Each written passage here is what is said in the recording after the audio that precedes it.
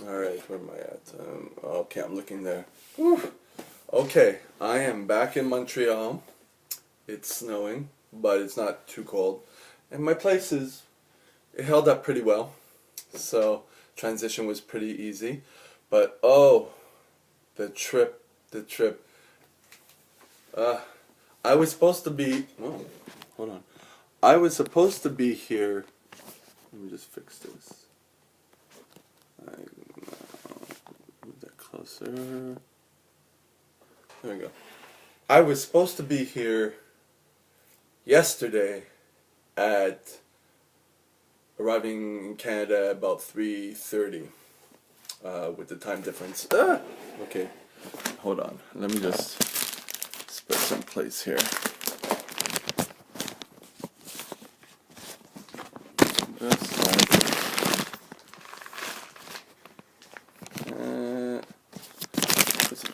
Hold it. Okay, there we go. Sorry about technical difficulties, but yeah, I was supposed to be here yesterday at 3:30, arriving in Canada, and time to get home with the bus, maybe about 4:30, 5. Yeah, 5, because getting my bag and customs and all that stuff. But I got to the airport yesterday in LA at 5:30 for a 7:30 flight.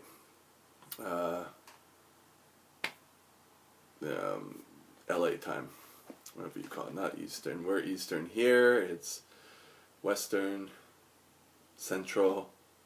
Is it Western time? Anyways, LA time. It's a 3-hour difference. So yeah, so we're on the plane. Everything went well. I actually got picked out and searched and patted down because of hand lotion on my hands when it has glycerin, and I was like, oh. So they swab your hands, and then they say, oh, well, we're gonna pat you down, we're gonna search your whole bag and all that. So okay, so don't wear hand lotion with glycerin in it when you go over the border. So we're on the plane, and we're there for about an hour and 15 minutes, let's say. It was supposed to take off at 7:30. Actually, I was there, no, 2 hours or so, because we got on early. And at 8:45, 8:44, 8:45, they canceled the flight. Sometime sooner, they were saying there was technical difficulties and they're trying to work it, and we were still on the plane. And eventually they said they couldn't work out the technical difficulties, so they canceled the flight. So we had to get off the plane, but there was no backup. We were like left stranded. So what happened from there was I was being coached a little bit, but to play American type deal, because Canadians are very docile, a lot of them, especially Montrealers. They don't talk, they don't voice their opinion that much. They don't feel they have the right to, or they do it a different way. And I didn't like that quality. I don't like that quality, though I don't like the quality of being overly aggressive either, but I don't like the quality of being taken advantage of, and that's in essence what happens. So I was being coached on the phone, to see what was happening, getting a flight. Like, now this is ridiculous. Nothing. No one was knowing anything, and we were all waiting in line. And that I should get a free ticket because this is preposterous, It didn't work that well. I feel like I just kind of overdid it, but stating what I need to state. But anyways, managed to get on a plane it went to Toronto, and then from Toronto it went to Montreal. and I ended up getting home about 1 something in the morning, between 1 and 2 in the morning. Let's say 1:30, because of that. So, it was a long day. I got one meal ticket, because the flight from LA to Toronto they put us in business class, and we got lots of movies, and everything was free food and all that stuff. But the trip from Toronto to Montreal wasn't the same. It was a full plane also. So what didn't work in the morning, by the time I probably would have done this being coached or not, but being able to vocalize what you want and not taking the manipulation by the airplane industry, which is pretty much what it is. It is what it is.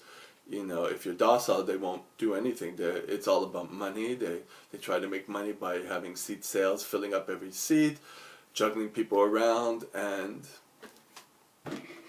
so it's up to you to vocalize that, and not, or up to me to not take that.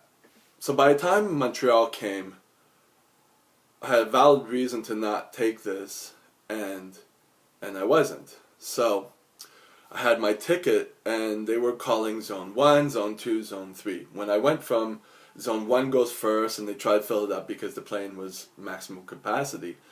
By the time they called Zone 1 priority, and then when Zone 1 is finished, then Zone 2, and then Zone 3, and then whoever's left.